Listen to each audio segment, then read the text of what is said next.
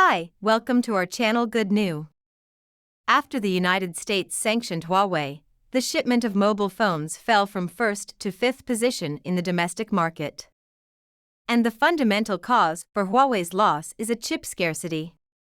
Huawei would not have sustained such a large loss if it could design and produce semiconductors independently. So, how significant is Huawei to China as a private company? Why are there so many successful domestic technology internet firms, yet Huawei has been sanctioned by the US? Please subscribe to our channel and enable the notification bell before we begin today's video. Let's talk about Huawei's ascent and collapse in today's video. Since the United States sanctioned Huawei in 2019, the global loss of Huawei mobile phones has reached a sad level. According to preliminary data, the losses experienced by Huawei mobile phones total more than 300 billion yuan. What a tragic loss! For example, the actual price of Huawei's top flagship mobile phone is around 5,000 yuan, so even though it was released a year or two ago, the Huawei Mate 40 series is still in low supply and extremely difficult to obtain in China. You can imagine how much advantage Huawei can obtain only from the Mate 40 series if Huawei processors are not sanctioned. A single Huawei smartphone may increase domestic GDP by 0.1%, but the Beijing Olympic Games in 2008 only increased GDP by 0.58%. This is the consequence of Huawei's efforts. Furthermore, the models introduced by Huawei each year include not just the Huawei Mate series but also the Huawei P series, which would be a huge benefit if sanctioned. By the way, Huawei's income is totally comprised of high-quality GDP growth brought about by high technology, which China now lacks. Furthermore, in a public opinion poll, the Japanese stated, "It would be wonderful if Japan too had a business like Huawei." Huawei holds the most R&D patents in China, with over 85,000. The country invests more than 400 billion yuan in R&D each year, and it pays more than 100 billion yuan in taxes. Every year, it sends a large sum of money back to China. It has risen to 1.39 trillion yuan since 2000. In terms of taxation, Huawei will pay 101 billion yuan to the country in 2020, and it also continues to purchase a large number of domestic assembling parts, such as BOE's screens, Yangtze River storage chips, Olifei's camera modules, BYD's camera frames, and so on, all of which are invisibly driving domestic enterprise revenue and the development of China's GDP. In any case, what are the advantages of supporting home products? Well, it will drive domestic production and development, strengthen domestic people's faith in domestic products, boost national pride and cohesiveness, prevent national wealth loss, and expand job possibilities. Toyota is the automobile that the Japanese drive, while Samsung is the mobile phone that the Koreans use. Simultaneously, any minor growth in China's domestic GDP means that 1 million to 1.3 million people can be employed. Although it appears to be only a number, it is linked to thousands of families and livelihoods. So this is the significant societal benefit that Huawei can provide. Another amazing thing about Huawei is that it is not a phone company. Creating phones is only a small portion of its business. Huawei improves people's communication and quality of life. This is what I find most impressive about Huawei. I once overheard a buddy of mine discussing something similar. Huawei once assisted local operators in the development of a mobile communication network in Vanuatu.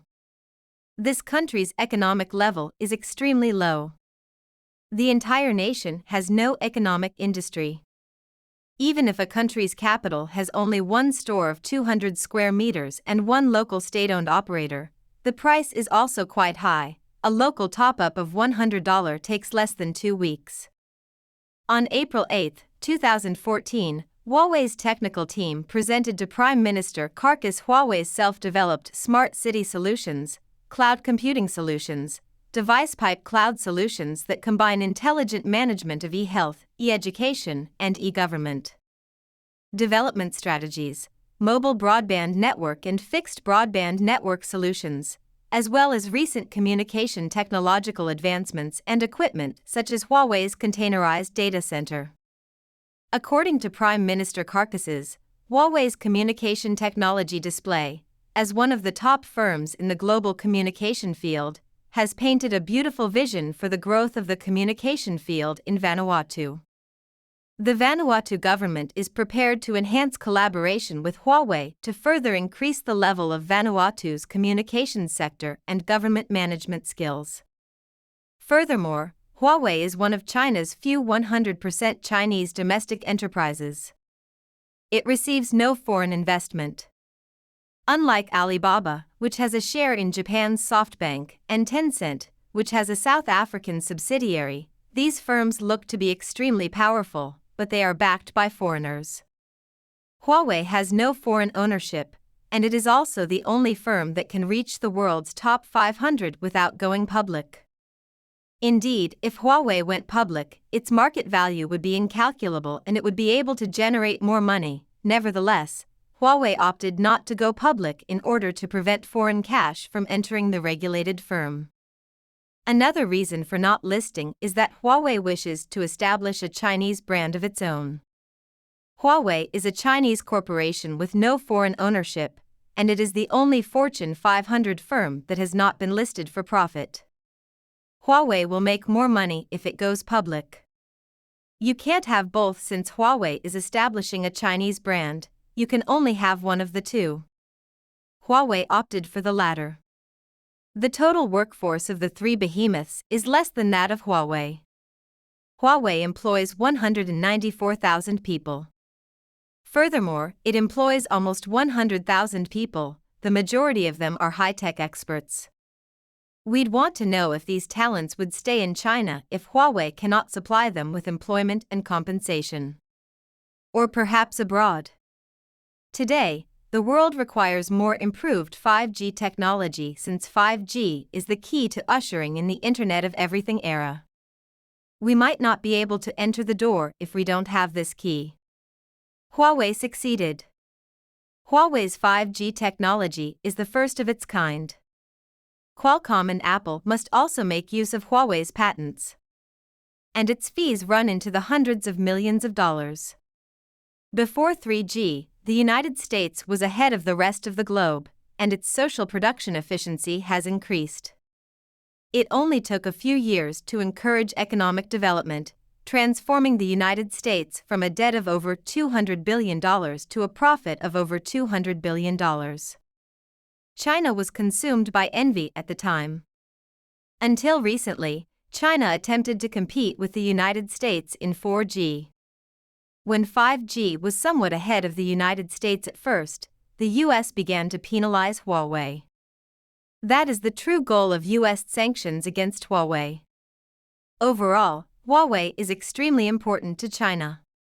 When the quality and brand of Chinese industrial products reach the highest levels in the world, the Chinese will no longer be terrified of the West. Huawei will undoubtedly lead Chinese firms to overcome obstacles and achieve spectacular results. Do you agree?